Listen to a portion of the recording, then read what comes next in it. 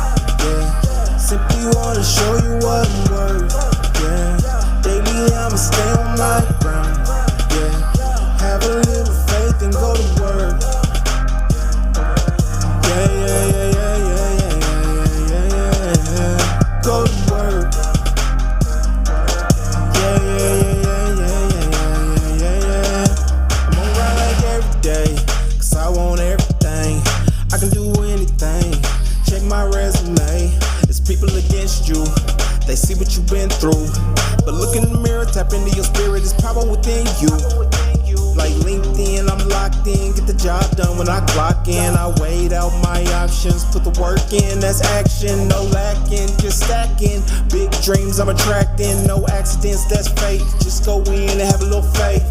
Faith without works is dead.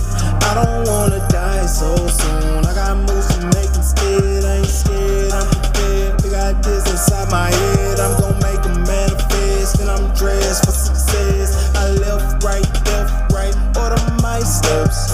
Network, I ain't gotta do it by myself. Who you know, show me who you know.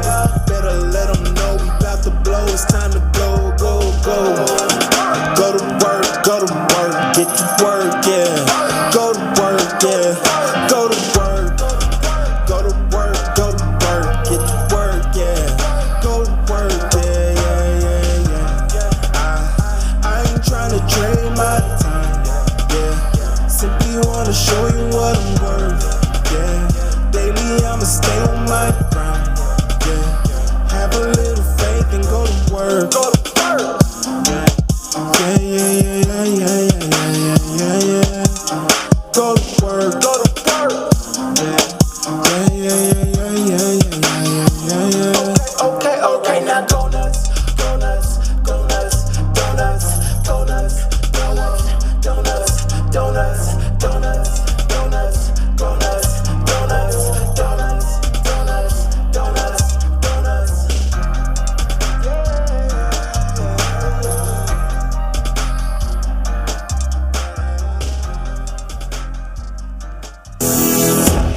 Hey there, I'm Trevor Houston, the creator of the Who You Know Summit, and I'd like to welcome you to the Who You Know Job Networking Show. On our program, we'd like to show you a job search like you've never seen. Everything from getting noticed by employers, how to properly format your resume, and how to network effectively using LinkedIn to drive recruiters to your profile. We even take suggestions from our amazing community. So if you want to learn all things job search, go ahead and subscribe now. Focus! It's all about the job search. So if you want to learn how to land that next success, you heard them. All you got to do is subscribe and ring that bell so you don't miss out on a thing. Welcome to the Who You Know Job Networking Show, where what you know is important, but whoop, whoop.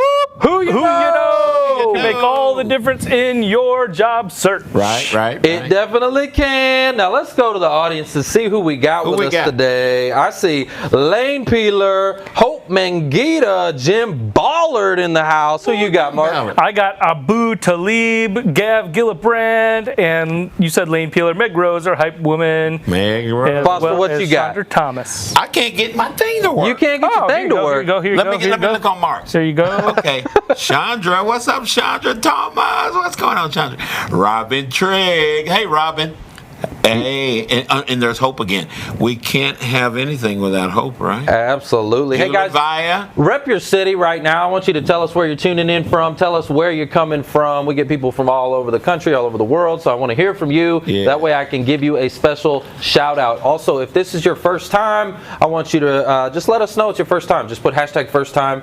And those of you that are job searching right now, I want to know what you're searching for. Like, what brought you here to the Who You Know Job Networking Show? Tell us what it is. So if you're searching for IT, project management, QA, accounting and finance, whatever it is that you do, tell us in the comments so we can give you a shout out. So again, we got Lane Peeler. He's a Who You Know alumni. I love that. Yeah. We got Krista, and we've got Craig says he's from Fort Worth. Ooh. Kat O'Toole from McKinney, Mactown in the house.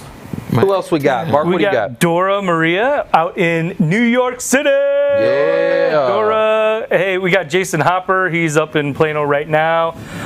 We've got Craig McCoy over in Fort Worth. Yeah, and Pauline Garrett. Hey, Pauline up in McKinney. We got Houston in the house. Carrollton, Plano in the house. Man, I love it. Love it. So rep the city. With us. IT extraordinaire. Yeah, amazing. Yeah. All right, guys, we always like to bless the show with a prayer for the listeners. Foster, will you do the honors today, please? Guys, let's go to God, because we all know. We don't need anybody to tell us. We know God's in control. Come on now. Come on, son.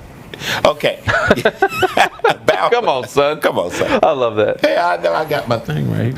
Father God, we are here. And we're all looking for this next opportunity that you have for us. There's many things going on in the world that we don't understand. It's wild.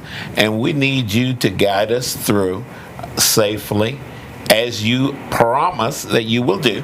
So we put our trust in you in Jesus' name. Amen. Amen. All right, we got a lot to be thankful for, a lot to be grateful for, and we got a lot of landings. So let's give some cash flow and some donut emojis. What do we got? What do we celebrate? I got some more. I wrote some in too. All right, so, who do we got? Right, so I'm going to fire through these because we got a bunch. We got Laura Piper. Hey, Laura Piper. Congratulations. Michelle Miller Martinez. Hey, Michelle. Matthew Hawes. Matthew Hawes. Hey, Matthew, congrats. Rosario Maranon. Rosario. Patricia Bergeron. Patricia, congratulations. Yeah, she landed. We got Kaylor Davis. Kaylor. Right, Kaylor. We got Nicole Fontaine. Fontaine Bardal. And last but not least, Anthony Rodriguez. Anthony in the supply chain. Oh, man, I'm out. Got to reload. We got so much money on the floor around here. Congratulations, you all. Hey, by the way, if you have not landed, take note of these names, connect with them, ask them how they got landed. True. And ask them if that company's still hiring. They might be looking for you. That's very true. Well, and not only that, but all of y'all that landed, you know what your job is. Your job is to pay it forward. Pay it forward. Go build a relationship with the company and the decision makers so that when we have somebody we're trying to get, back to work, you can hook it up with an introduction, because it's all about who you know. Who you know. I got to do the official who you know. Mark started that. Yeah. Mark does it better than I do. Yeah. So, guys, definitely make sure you're doing that. All right, so I got the tip of the week here. So my tip of the week's pretty simple. Pretty easy, guys. You're one conversation away. One conversation away from everything you want in life. Okay? Everything you want in life. You're one conversation away. Communication is key. Right? Communication is key. So what are you doing to elevate your communication skills? Okay? You need to be studying this stuff. Like, elevate your communication skills. And think about it. How many ways are there to communicate on this planet today? Ooh. Think about that. Ooh, now that's a good question. Right? Wow. You got email and text message and phone call, and you got in person, and you got DMs, and you got voice messages, and you got all these ways of communication, right? What happened to open the back door and holler across your neighborhood? Yeah, you can holla. What about Clubhouse, right? You got all these different ways, audio platforms. How many different ways? Look, we're communicating with you right now. Yes, right. Right? I'm communicating live stream. Hey, look, I'm communicating with Kim Williams and Robin Triggs and Shelly Casino. Hey, Kim. Right? What's up, Ken? So think about communication. Think about today's communication. It used to be we used to chisel with hammer, right? On stone telegraph tablets and stuff. Yeah. Things are evolving. So you need to evolve as well. Wow. And your communication styles need to evolve as well. Yeah. And you need to adapt with today's way of communication. Yeah, now that's true. And you're one conversation away from everything you want in life, right? So anyways, that's my tip of the week. You need to up your communication skills for sure. All right, guys, we got to go to a real quick commercial break, but don't go anywhere, because when we come back, I promise you some mic drops. We got Barbara Majeski in the house. Turn it out.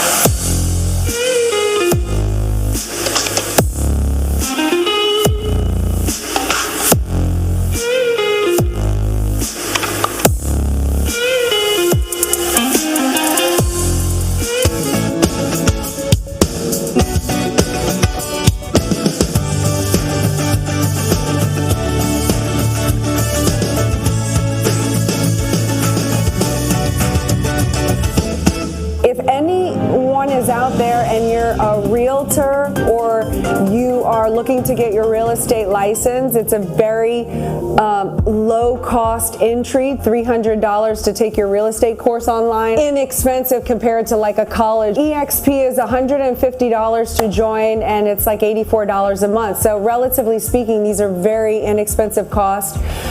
If you are interested in that and you want to work with me as a realtor, I'd love to have you join my team, and you want to hear about the model, then go to join10xempire.com, and I do this opportunity call every Tuesday. Would love to answer your questions and tell you more about what I'm doing. If anyone out there is interested in working with me. Ideas from lifestyle and entertainment expert Barbara Majeski. You know those boxes that you always get in the mail?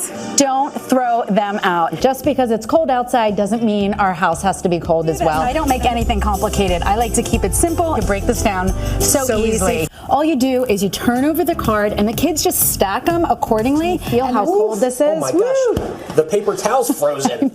And now we can crack it open and we have a perfect chilled glass of wine. We are doing it in a but do you let the people make their own? So over there, what you do is you set those up right there. They each make their own. Check out this corn on the cob. It's in peak season. And what's so cute is you're actually using food for decor. I went through surgery and 6 months of chemo. It took me about over a year and a half to recover. And, you know, when you're confronted with your own mortality, I came out the other side of like, I really want to do great things. And so being here on the Jam, being with you guys, sharing some of the experiences and decorating and entertaining, it's where I want to be. Get over here. Welcome back to the Who You Know Job Networking Show, where what you know is important, but who you know. Who you know. Do you know Barbara? Who you know can make all the difference in your job search. Guys, I'm super excited about our next guest. We've got Barbara Majeski. She's a national recognized TV personality and lifestyle expert with regular features on the Today Show, Inside Edition, Good Day New York. She's a mother of 3 and cancer survivor. She's renowned as the curator of Good Life, where she shares all of her tips and tricks on what it means to live a life with purpose, style, and adventure. Everybody, welcome Barbara Majeski. Welcome, Barbara. Thank you. It's so good to see you guys. Oh my goodness, it's just crazy because it's like different because you know me and you get to hang out in Clubhouse all the time, and now it's like I get to see you, so that's weird. But you're here, so that's awesome. Well, how are you doing today? I'm doing great, and we really connected on that fundraiser to raise awareness for organ donation. So that was a lot of fun. You were very funny and fun to work with. So I'm grateful to reconnect on another platform and another opportunity together. So this is great. This is so awesome. Well, I want to go back and talk about your journey because it's really inspiring. I've got to hear you speak about it a few times, and I think it can really help our audience, with their mindset. and overcoming challenges and obstacles. And so I want to go back before all the success, because look at you now. You got all the TV and all the news and all that fun stuff, right? But it wasn't always that way, was it? Well, I think we all start from somewhere, right? And, it's definitely been a bit of a journey. And it's funny, I thank you so much for that great introduction, because I'm watching myself and listening, and my kids, they're like, we don't mind that you're on TV, but you have the most cringy voice. Wow. Wow. Kids, right? I'm like listening to this. But, I'm only sharing that because I think that we all have to have a sense of humor as we're taking on different challenges or embarking on different endeavors, because people are going to give you slack and they're going to kind of make you feel silly or insecure or, give you all the feels. And you just have to know who you are. And you do have to have a sense of humor about, your ownness. I think what I've learned is, I was diagnosed with cancer I was actually diagnosed in 2015, and then I went through treatments in 2016. And knee deep in the middle of treatments, when I actually didn't think I was like, cancer is not going to kill me. This chemo is this chemo is just bigger than me. I don't have the chops for it. And I thought, if I get to the other side, I'll never play small again. And I'll never let the voices of fear or self-doubt, or most importantly, the weight of other people's opinions stop me from living out my best life. Ooh. And once I abandoned, actually, was the weight of other people's opinions, and really took on a new sense of humor about myself, it's so liberating. Just to be able to have a cringy voice or embarrass yourself or make mistakes on live TV and be like, I'm just living my best life. Hey. In the process. I'm sometimes kind of making, I'm making mistakes. But hey, that's what it's all about. None of us are perfect, right? So, well, I want to talk about that because I watched an interview with you and I got to hear you speak about your early years, like your early 20s, growing up, what it was like tell me about that, because I see you now and you've got all this confidence and you're just you're glowing all the time, right? And you're doing amazing things. Look at that smile. And what was it like? Because I saw this. You guys are great. Yeah, tell me. Let's go back. Let's rewind. Talk to me about growing up, your childhood, your 20s, things like that. What was it like for you then? This is better than therapy, okay? If we're going to start talking about you guys tell me I have a beautiful smile, and now you want to hear about my childhood. So I am a twin, and I have younger twin brothers. Okay. Yeah, there's another one of me, but he's a he, so it's not, Okay. And my mother's a triplet, so actually... No way. No way. Wow. Two sets of twins out of triplets. Wow. Dang. Wow. That's crazy. Can you imagine? I can't imagine. When I was pregnant, I was like, oh my, how many are in here? But, I had one at a time. But so that runs in our family, but so does a condition known as Fragile X. Do you guys know what Fragile X is? No, what's that? So Fragile X is a genetically inherited form of neurological impairment. It is much like Down syndrome. Oh, wow. And my younger brother, Steven, has Fragile X. So he has basically the capacity of maybe a third or fourth grader, but he will never be able to live completely independent and will rely on others to take care of him. And when I was about 13, my parents lost everything. So we all had to get shuffled all across the United States because there was 4 of us and no one family wanted to take in all 4 kids and a special needs child. So we had to separate. So half of us went to California, half of us, it was crazy. But listen, growing up Schwartz, which is the story of my childhood, that's what I call it, does give you a good sense of humor too. It doesn't, listen, you gotta roll with it. Roll with the punches, yeah. Roll with the punches. But so in whatever configuration, Stephen and I, my brother with special needs, were never separated. And at one point we were almost separated and he chose to go with me. And when he made that choice when I was 14 years old and he was 11, I made a vow to him, a very sacred vow. It wasn't like I stood on ceremony and announced it to the world. And it just was something I internalized, that no matter what I need to do, I'll always take care of you and I'll figure it out. You'll never want for anything. And my fear was he would always be institutionalized. So with that, it was always a driving force throughout, like, I put myself through college. I waited tables. I taught aerobics. Like, I did all the things to just pay those bills. Aerobics. And yeah, I can still do a grapevine, step, touch, and do all the things. So, long story short, it was a real driving force when I got out into the workforce, and I think this will land with I think this lands with most people, is when I got out into the workforce, I just didn't want to just take any old job. I really wanted an opportunity, because in the back of my mind, I'm like, I really want to be able to provide for my family, for my brother. And I ended up putting myself in a commission-based sales business with the idea of, like, if I'm going to get paid, I want to get paid because I work hard. I want to go because I want to outwork everyone. I'm going to outwork everyone. I'm going to figure out how to make, my own personal wealth. And that's what, that was really the start of it. My 20s, I got into direct cold call sales. I went business to business, door to door. I was $30,000 in debt from putting myself through college. But I saw an opportunity there. And then ultimately I figured out how to scale that. And built sales teams across the United States. And by my 30th birthday, I took over as Stephen's legal guardian, and I retired. Those are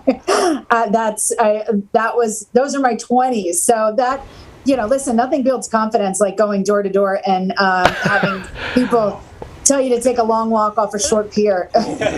So you went door to door? Yeah. You did the door to door. Wow. Yeah, So you straight OG right there. That's like, OG. Look, triple OG. Yeah. Wow.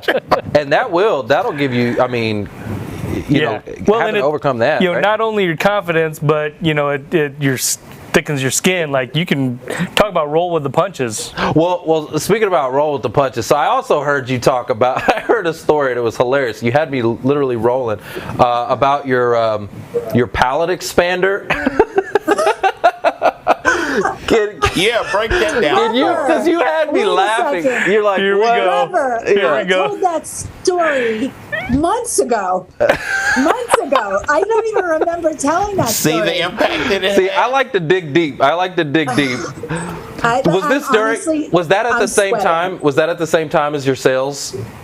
No, that was before? This was in college. Okay. So I'm putting myself through college.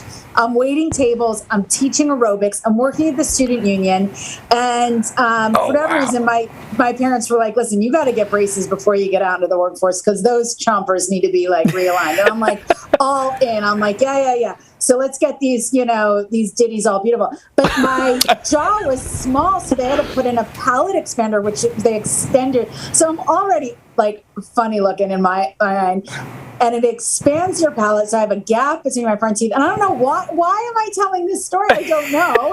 But because you started Keep going, Wait, so I can't speak because the palate expander runs across the top of my mouth. So I have to, I'm a waitress and I have to ask if people want peas, but I can't say peas. Do you want peas? You want peas? No, it came out so bad. And I remember teaching and I'd be like, and it's lift up your knee. I couldn't say, yeah. So, I went from bad to worse. Like, I was like, wow, I'm a hot mess express, and now I don't even know. Hot mess express. Yeah. But ain't no shame in my palate expander game because it gave me some good teeth. Well, the reason I brought that up is because when I was watching your interview where you talked about that story, right, it was how you got through that to get to the confidence. And I thought first of all, the story made me laugh because you were talking about the peas and the knees. Yeah, it made me laugh. But it was also about, how you got through to your confidence. So when did you start to build confidence? Because you weren't always, like I said, you weren't always like this, right? So it was through the sales career. Was that when you started to build confidence?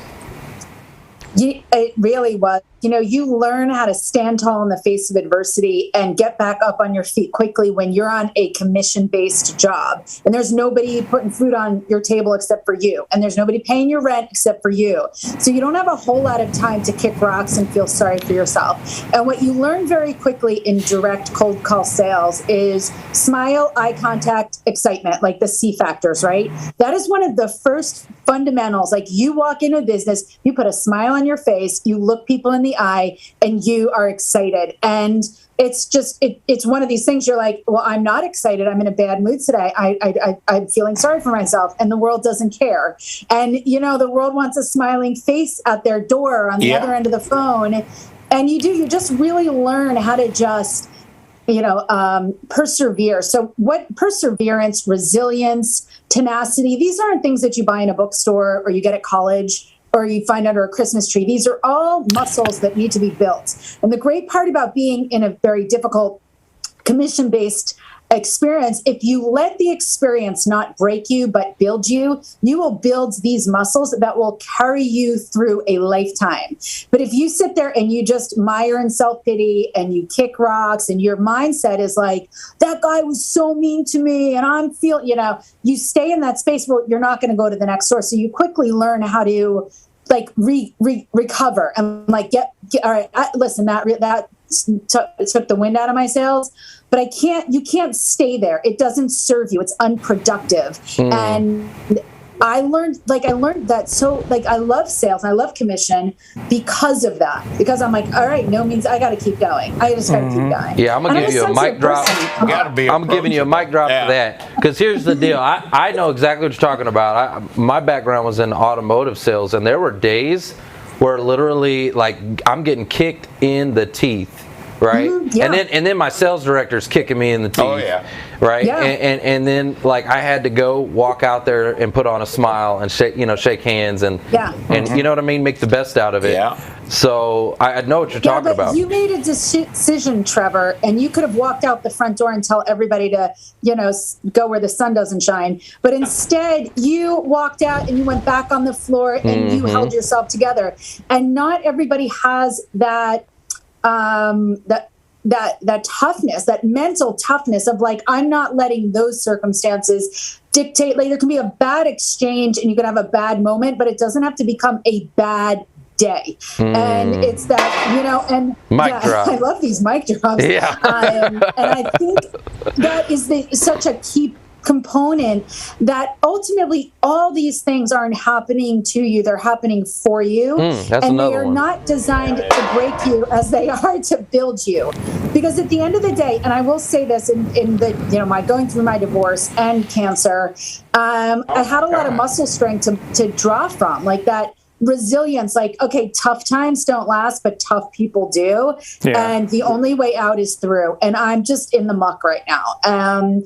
So now I have these muscles and this mental mindset that is unbreakable, and I'm grateful for it, because you can't buy it in a bookstore. You're not getting it from college. You're going to get it through life. If you let life evolve for you and you don't become bitter, you become better. Ooh, I like there that. you go. Hit it with that mic drop. Hit it with that. Right there. Oh my goodness. All right. Go ahead. Did those tough lessons in life help? I mean, I heard you say you went through cancer and divorce. Oh my God, because hadn't been through cancer, but I've been through divorce. And would you say, and it's my opinion, nobody asked me for my opinion, but I'm going to tell you anyway. So those tough lessons in life are where we learn the most. We don't like them, but those tough lessons in life seem to get a great deal of us to that next level. Would you say that helped you get through cancer and divorce? I love that you asked that, and I do want your opinion. I'm enjoying this dialogue. I'm going to say that 100%, I know you guys are very faith-based, and I, too, have this certain faith and this surrender and understanding. I do believe that things will conspire in my favor, even when I can't understand it, when it's been really difficult. And by the way, I know you haven't been through cancer. Divorce is 10 times harder than chemo. I just want you to know that. Divorce unhinged me like nobody's business. But whenever I've been going, again, the only way out is through. And I have had to say to myself, like, just surrender to faith. Surrender to faith. Like, I don't understand this in this moment. I do not get why this is happening. And we say this to ourselves, why is this happening to me? Why me? Why me? And I can always take a pause and say, why not me? And I do believe that the toughest battles are given to the strongest soldiers. Woo! And, you know, when you say that to yourself, like, I've been given this mountain to climb because I can climb it. Ooh, there you go. And I do. I surrender to the faith that this is happening for me. And but I only repeat that because there isn't a person listening that can identify with that. You know, that's true. Just surrendering to, like, this is not forever. I'm going to be a better person. And nothing that I've been through hasn't led me to be a better person, a more compassionate, understanding, kinder, just better version of myself. Everything has led me to a higher version of me. And I like myself better today than I ever have in my entire life because of the scars that I have. Yeah, because of the battle wounds. It takes pressure to create diamonds, right? And so my question that I have for you is, during the pressure, as you're transforming into that diamond, right? During that pressure and you're going through that transformation, I'm sure, like, day one, I want to just kind of like dig really deep into this. You got the diagnosis. What did that day look like, right? Paint that picture for me when you got the diagnosis and how you got through that day, because that was probably the hardest day for you to get through. I could be wrong, but there's two steps to that. The first is I had gone for a screening, and my marriage had just ended, and I was very much I was a very devoted wife, and I loved being married, and I loved my husband. And when my marriage ended in the blaze of glory that it did, I was completely blindsided. I just I was like, what? Like, it couldn't. So when they called me and they said that the biopsy had come back and it was cancer, I was picking up my kids from school, and I honestly didn't have the bandwidth to hear it. I was going through the motions. I wasn't sleeping. I was in a fog, and they called me and said, it's cancer, and you're going to Memorial Sloan Kettering, which is like the #1 cancer institute here in New York. I literally just didn't register. So by the time I picked up my kids and got home, I had changed the entire diagnosis to cancer-y and precancerous. I decided it was not cancer, and I made up a whole so I told my husband at the time, and it wasn't until I went to Sloan Kettering and I actually asked my husband to leave the room because they're asking me all these questions, and I was like, well, he's not, he's out the door anyway, so he doesn't need to be here. And they looked at me and they were like, do you know why you're at Sloan Kettering? And I was like, I think so. I don't, and I was very they were looking, honestly, they looked like the blood had drained from their face because they realized I had no idea what was going on. And they were like, you have cancer. You're at a cancer institute and you need that guy in the room right now because this is serious. And I was like, oh, ruh-roh. So I texted him. I'm like, oh, by the way, I have cancer, so you might want to come back in here. Although he wasn't as surprised because it added up quicker for him. And I think for me, the hardest part was telling my boys, going through that and watching their, how they processed it. My older one got very angry initially and then went off and threw basketballs against the side of the house. I could hear him just hurling basketballs, and I just killed me. And then my second son, my daughter was too young, he had a lisp and he just snuggled into me. He goes, Mom, you got the camper? And I was like, Mom's got the camper. And it's just really sweet, but they responded in different ways. So I think for me, it was seeing my kids see me, and I was more conscious of that than anything else, and controlling my emotions and my frustrations and everything through the process. So yeah, that was a tough time for sure. So what helped you to get through those days, to continue to fight? Because that's a place where a lot of people may give up. What helped you? Was there a person? Was there a moment, a decision? What was it that helped you to move forward? So I was bumping up against like my 9th infusion. So I had 12 infusions and I sucked at all of them. I was the worst at it. I think I'm a really hardy girl and I was not doing well. I was bumping up against my 9th infusion. I was like, I'm not getting through this one. And I already like played all my crying cards to my oncologist. So I was like out of like my hands were dealt. And I thought, oh my God, this is where my story ends. And I thought of all the things I was really proud of. And what I realized in that moment, and that everything I'd been really proud of, I wanted to quit at a certain time. I wanted to quit everything at a certain time. I wanted to quit putting myself through college. I hated it. I hated writing those big checks. I wanted to quit that sales company because I hated it, because I didn't make a lot of money, but I knew there was an opportunity, but I didn't quit. And then I launched a philanthropy initiative like that I ended up getting a humanitarian award on. So like all these things I was really proud of, like that I wanted to be remembered for. I realized that I wanted to quit everything. And I realized I never quit because in the back of my mind, I thought if I quit, I can't take care of Stephen. And if I can't take care of Stephen, like he's going to get institutionalized. So with that, in that moment, I thought, oh my God, thank God I was always taking care of Stephen. Thank God I was always taking care of Stephen. But it was in that same space that I had the clarity of what gifts I was given.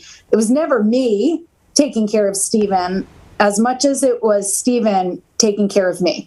See, Stephen gave me rise to the greatest gift we can all be given, which is the gift of purpose. He gave me no backdoor. He gave me no quit. He gave me figure it out and make it happen.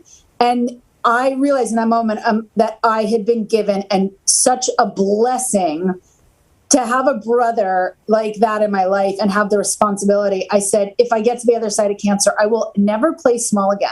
I will never let voices of fear, self-doubt, weight of other people's, I will go big. Wow. And it was in that moment that I became very clear with my life's calling and my purpose and to what my servitude is in my voice, and what I'm supposed to be doing. So I hope that answers your question. Oh my gosh, so much. I got so much gold out of that. Oh, yeah. I heard, right, first it started with gratitude for like your accomplishments. And we talk to our audience about this all the time. Like, have a good solid list that you can pull out and say, yep, like, it's funny, like you accomplish big things in life, but then as life goes on, it kind of loses its sizzle if you don't like write them down. Like, and if you are looking at that list of accomplishments, you're like, yep, I did that, I did that, I did that, I did that.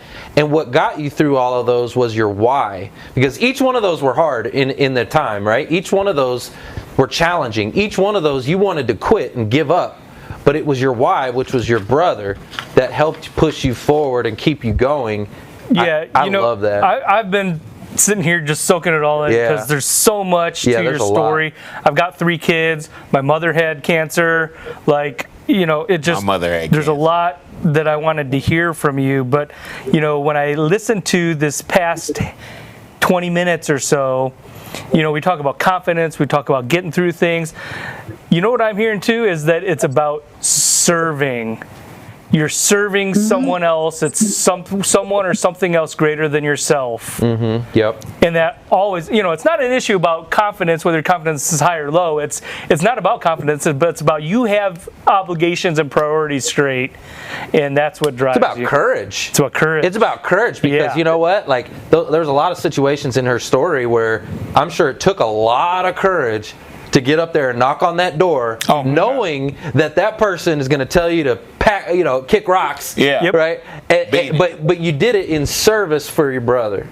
I love that. Yeah. You know what I mean? Yeah, and for your kids and just there's a lot of golden nuggets in your story. So I'm super glad that you're here, guys. We've dropped a ton of mics, and we're gonna be back. Okay, we got to go to a real quick commercial break, but don't go anywhere because I promise there's a few more mic drops in here. We'll be right back.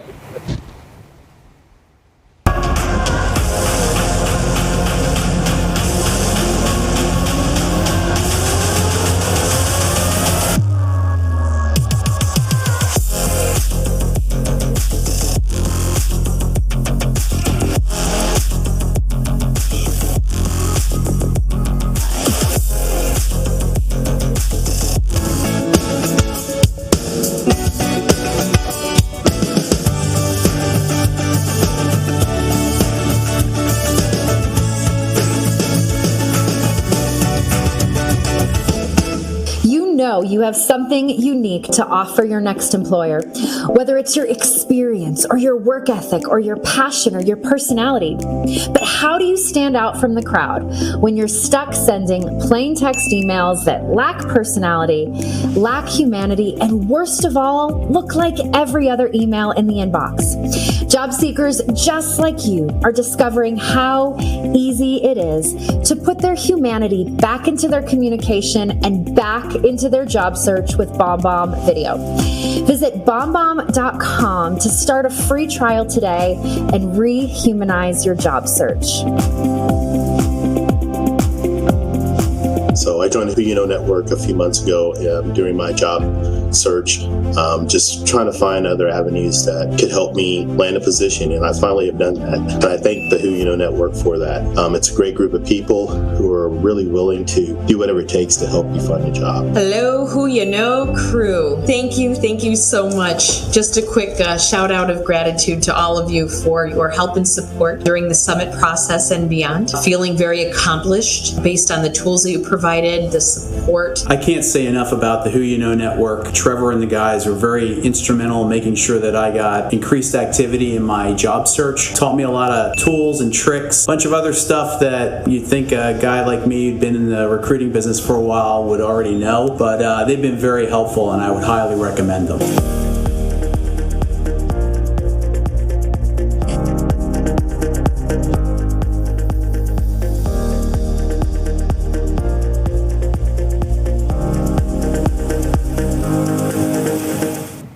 Welcome back to the 𝐻𝐿 Job Networking Show, where what you know is important, but who you know? Who you know makes all the difference in y'all's job search. It certainly does. All right, guys, we're back, and we got Barbara Majeski in the house, and she's just been laying the mic drops all over the place. We're talking about how to overcome, how to transform, how to build confidence, your mindset, all these good stuff. All that. So, all right, Barbara, you're back, and we're super excited you're here with us. So, now I want to talk about, what does it mean to live a life with purpose, style, and adventure? I love that question.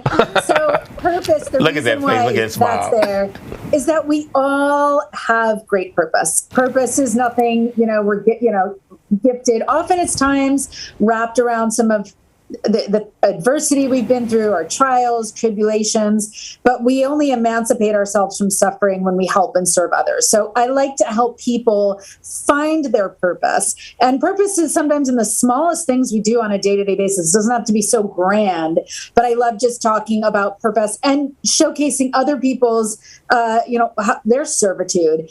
Style is all about living comfortably in your own skin. And I always say I'm raising 3 kids, right? It's not about keeping up with the latest trends or being style. It is all about being comfortable in your own skin. And adventure is living outside your comfort zone and taking those risks and putting yourself out there. And that's what it's all about. I love sharing that. Listen, I was on the Today Show last week or 2 weeks ago, and I was featuring like an outdoor fire pit, right? And I knew this question was coming, but I knew I didn't have the answer. And Hoda asked, because it was a smokeless fire pit, and I thought it was like one of the best things to feature for staying outdoors. And Hoda asked, she goes, how does that work? And I was like, I went to go say sorcery, but I'm from New Jersey, so it comes out saucery. I can't even sound and I can't course correct because I can't even figure out what I'm saying wrong. So I'm like, it's sorcery. I like sorcery. And I look at it, but at the end of it, I'm like, in the moment, I'm a little humiliated because I cannot find sorcery. And people are like, what is sorcery? Is it some pizza? Is there a pizza you can get in there? But the truth is, like, I am living outside my comfort zone, and I am living. And sometimes part of living is not hitting the 3-point shot at the end of the game. It's sometimes just falling flat on your face, saying words like sorcery or sorcery, whatever.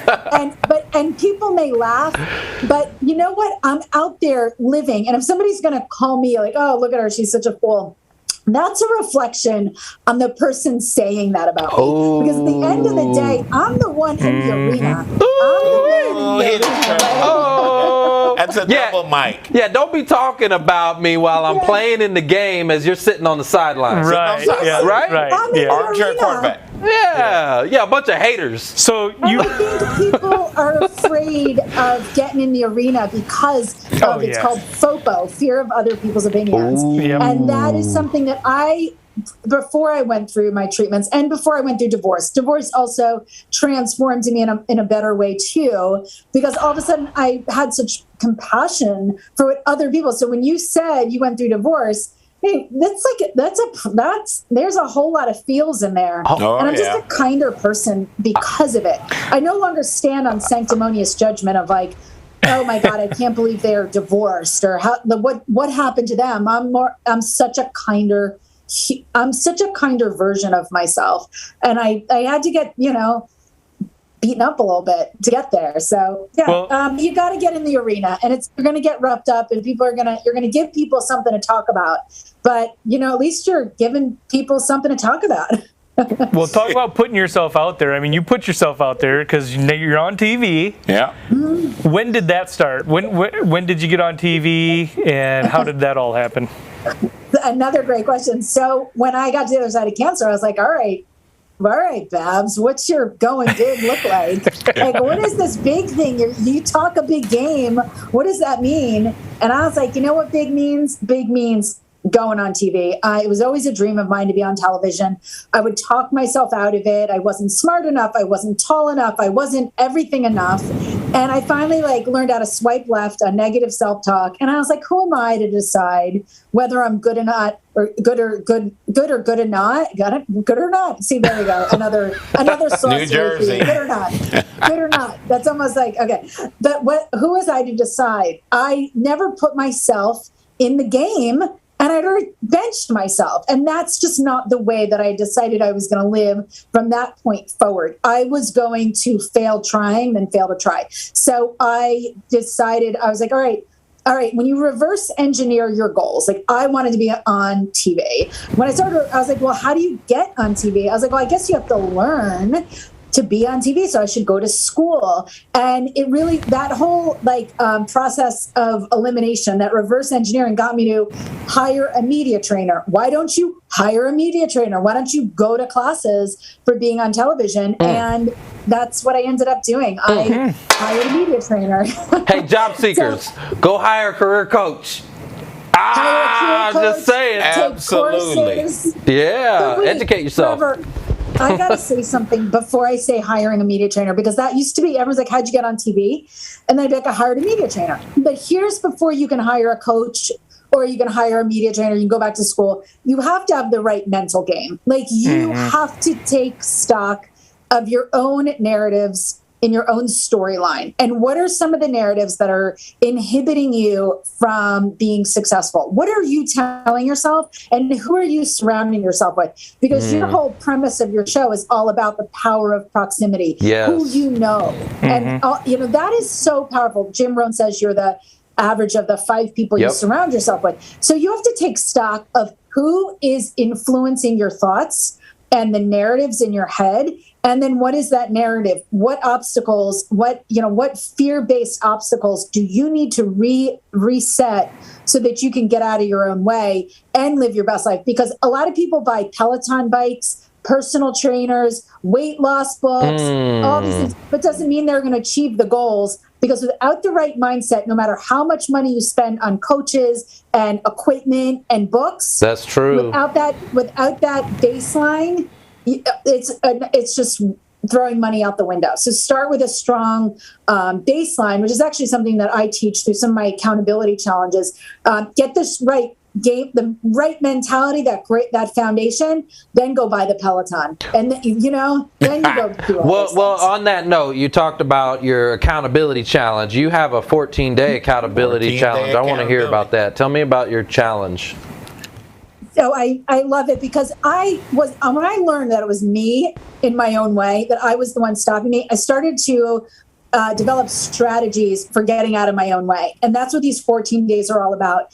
It's 14 straight days of talking about mental strategies to get out of your own way and live your best life. Optimize your life. But the key is that I start with 3 non-negotiables, okay? 3 non-negotiables that you will do every single day. It's just water, walking, and writing, which seems very basic. But when you start to show yourself, and they're non-negotiables, which means you brush your teeth, then you're walking every single day. And we think it's so easy. Oh, I need to drink water. But when I make it a non-negotiable, it's a non-negotiable. And I gotta drink some water. I'm a little bit of Tina Fey, a little bit of David Goggins. And it's me. Through those 14 days, what I do is we're reestablishing a baseline to build your confidence that you can add in more non-negotiables. That you don't layer in any more non-negotiables. You're not doing 75 hard. You're not, hiring a trainer to whatever. You're not going on Weight Watchers in the first 14 days. We just we're resetting a baseline, because the problem in our society right now is people's baseline is one of 2 things. They're either sticking their face in Ben and Jerry's, or they're at David Goggins level. Nobody's baseline is a real base. These baselines are terrible. You think David Goggins all the time, and anybody who doesn't know David Goggins, then think like just a Marine, like going. But you also can't. Your baseline can't be Doritos and Netflix 24 and scrolling TikTok. You have to have a strong baseline, right? And that's what this is. It's about establishing a baseline to build your confidence. That when you need to reset, you reset to this baseline every time. Like water, walking, writing, because it's all you learn about the non-negotiables and why I chose them and why they're so imperative to living a successful life personally, professionally, in relationships. And that's what it's all about. So I'm a tough cookie. If you got the chops, you can join the 14-day challenge, but you gotta be ready for it. 6 challenges straight up.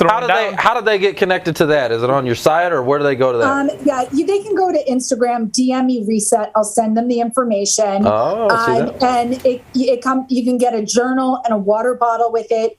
I really love it, Trevor. I'm really passionate about it because I've seen so many transformations, because these small micro habits lead to macro results. Because when you start building confidence that I have the discipline to do this every single day, if you have the discipline to do this, what other disciplines can you start layering on? And then you have the confidence, you know what, I can add a little bit more, and I can start, amplifying the walking to something maybe more intense or something. And it just starts layering. And it's a very powerful shift for people that just want to get on the trajectory to living a better life. I'm passionate about it. Do you think in our audience, again, is a lot of job seekers who I think in some cases are in their own way, but, do you think it's an issue with you're telling yourself you can't all the time, right? Or that you're not, right? People are always telling themselves either I can't or I'm not going to. And so, I mean, like my boys, I've got 3 boys, right? So, I've told them, and they're little, right? So there's a lot of things, yes, that they can't do, but I when they are talking to me and asking me for help, they can't say can't. That's what I'm trying to teach them, is that you do not tell me you can't. Ask me how. First of all, I love that, and I wanted to just circle back while I remember it. Congratulations to both your mothers are both cancer survivors. Yes. Well, give them a little fist pump from me, okay? Well, and congratulations to you, because you're 5 years out, right? Yeah, I'm cancer-free. You're 5 years out, so I know 5 years is a magical number. So congrats. Woo! It's a big deal. Like that's a big deal. So thank you. I appreciate it. I'm feeling pretty badass. We'll give you a mic drop for that. Yeah, mic drop on that.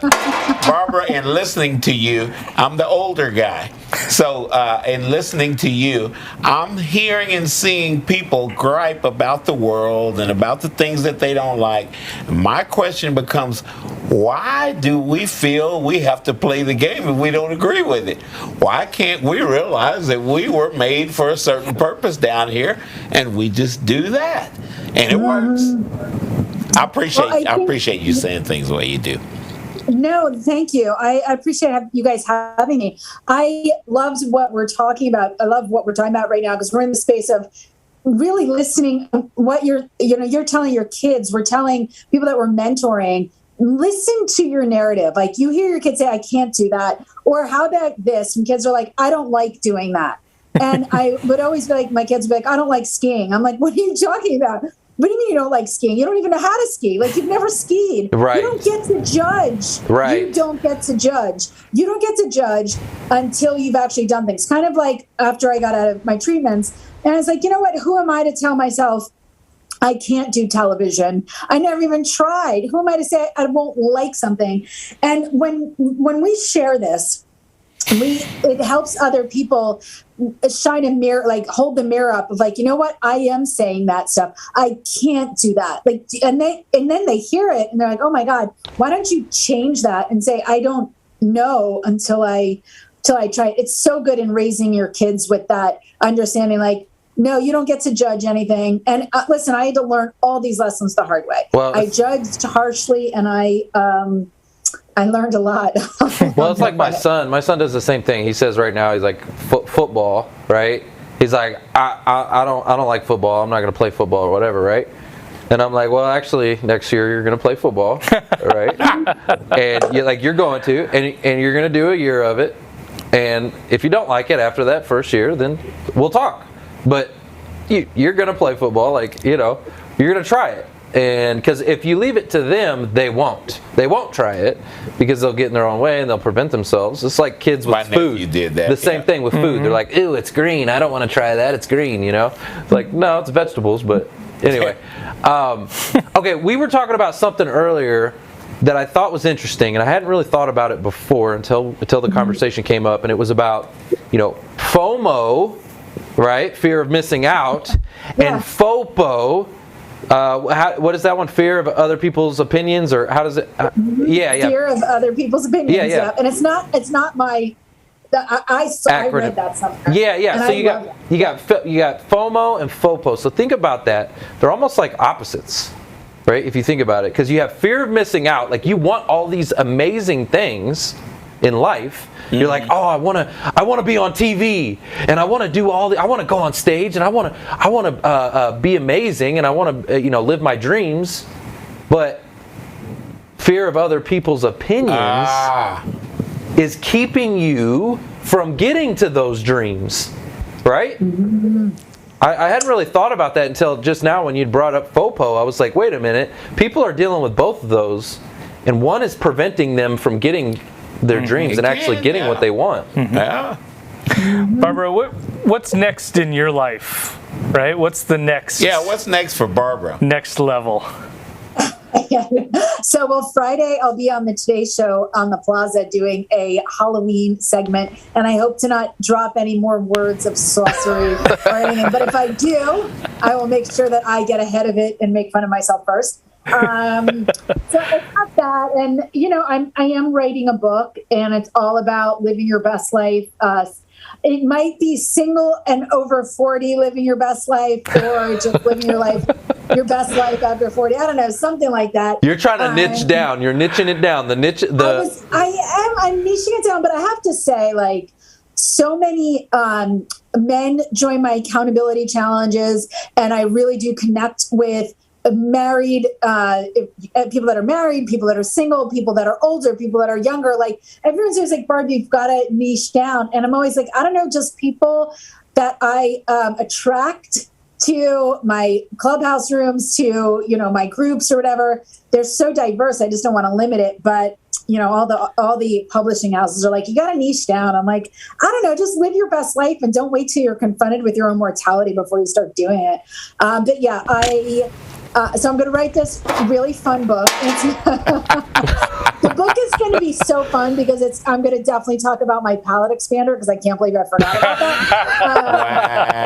But I just have so many great stories like that, but that are all relatable. Yeah. Like, there's nothing I talked about that, even my story of my brother, I really do hope that when people take stock of their own story in relation to mine, they recognize that they have great purpose through some of the challenges that have been thrown at them, and that they have access to a well of understanding and compassion and knowingness through that experience. and it is through that if you can take that to build you, to bring you to higher ground and servitude, there's a lot of give in that. And oh my God, can I close this by talking about giving? Because I have a good story on that. Yeah. Come on. We're all about giving around here. That's right. Yeah, because I think this will land. So I talked quickly about that humanitarian award that I was given. So in 2009, I went on a medical humanitarian mission with Operation Smile. And they fix cleft lips and cleft palates for children across the globe and adults. And here in the United States, you'll get that fixed no matter where you fall on the socioeconomic spectrum. So I went on this mission and I came back because I was very moved by it. And I was like, you know what? I want to raise some money. And at the time I was a stay-at-home mom, but I still had grown that sales organization. So I had access to all these people that I really liked and liked me. And I had just a great network. And I was like, how about if I tap into that network and do a fundraiser? Because Colgate had sponsored the mission I was on. And I was like, well, why can't I Colgate? I'm Colgate. I can be Colgate. I don't know. It's mindset. I have a big mindset. And so I went and I launched this fundraiser, and it took a while. It actually took me 18 months, but I eventually raised enough money to sponsor a mission. A bunch of my friends went on the mission. The next thing you know, it's snowballing. I raised close to $1 million. Dang. And it was all like the thought, again, going back to Stephen, I thought, fire that money yes, the money machine. Yeah. So it was all, I thought, well, what if this was Stephen? What if Stephen was in, a part of the world and couldn't afford the surgery? Who would speak for him? So I did it in that kind of understanding. Like, what if it was Stephen? What if he didn't have a sister? And I just did it because it was the right thing to do. I didn't do it for anything else. So I get this humanitarian award. Hear this out. It's at Cipriani's in New York. I didn't see it coming. I was like, oh my God, this is so nice. I didn't really know this was even part of it. I'm on stage with celebrities, red carpet, the whole 9 yards. My kids are there. My daughter sees me up on stage. My boys see me up on stage. I'm on the news for this humanitarian award. That year I got diagnosed with cancer. But here's the give. This is where I want to land. The more you give, and you give with all your heart and good intentionality, live with good intentionality and live with service and give.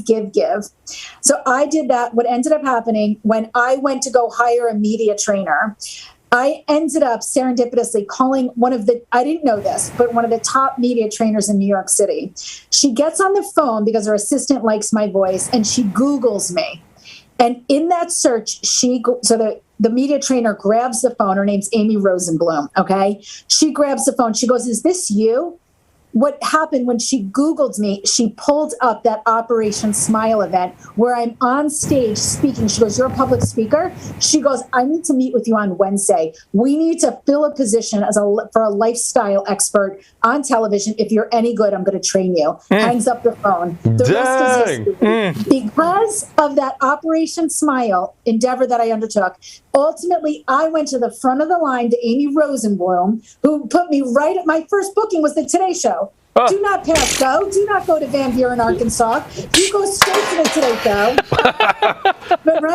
But because I did that Operation Smile with just like the intentionality of living in service, not only did it move me to the front of the line and straight to the Today Show, serendipitously enough, a year and a half after that, during my chemo, there's 3 things that came out of that is so powerful. I got that award alongside Johnson & Johnson. When I got diagnosed, the CEO of Johnson & Johnson, Alex Gorski, Google him, Alex Gorski called me and was like, whatever you need, we will take care of you.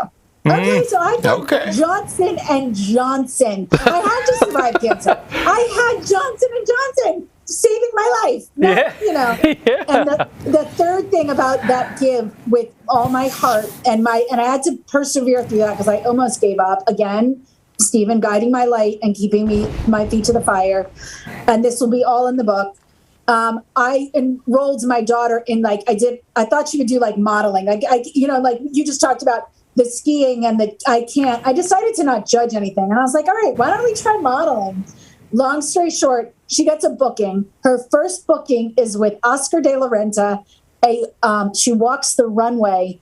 Where else? Cipriani's, New York, where I got that award. So because she saw her mother strut out on the stage, she walked that stage like a total 4-year-old supermodel. And she was like, I saw you here. Like, she's like, I've been here before. I saw you get on stage. And she like, but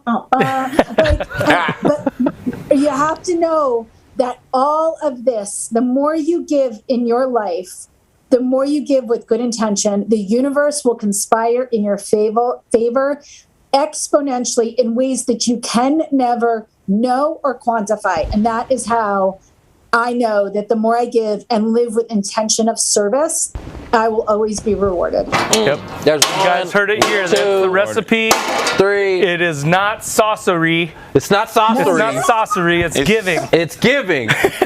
Guys, Barbara Majeski, everybody. Round of applause. Love it, love it, love it. Hey, guys, in the audience, I'm going to give some shout-outs. We got Meg Rose, Jason Hopper. We got Hope, Mike Mediterranean. Shout-out to all of you. Why don't you do me a big favor right now? We've had a ton of mic drop moments. Will you do me a big favor? Take a screenshot right now of Barbara Majeski, and I want you to post that thing all over social media. I want you to tag her, and I want you to talk about all the great sorcery she did on this show, and all the amazing mic drop moments, and blow her up, hit her up in the DMs. Oh, and then go take her challenge. Starbucks right there. Go take her challenge, 14-day challenge. You can get to her challenge on Instagram, right? That's where they're going to find it. So go look her up on Instagram. And thank you so much for being here today, Barbara. We appreciate you. Do we have time for a giveaway? No. Okay. Well, I appreciate you and thank you so much. Hey, thank you, guys. Thank you that's for what the show. you're doing for society. It's all about who ya know. Bye.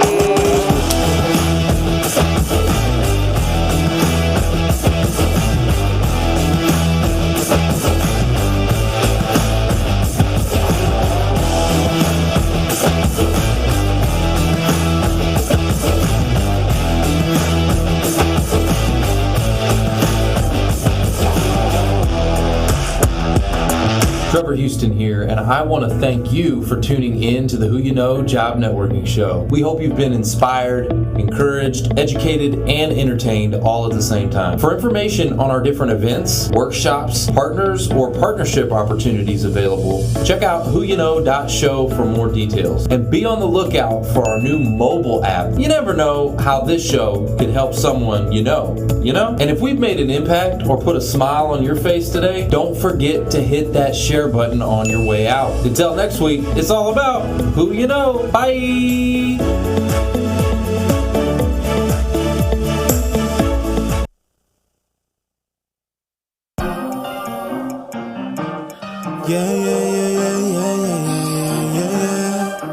Oh.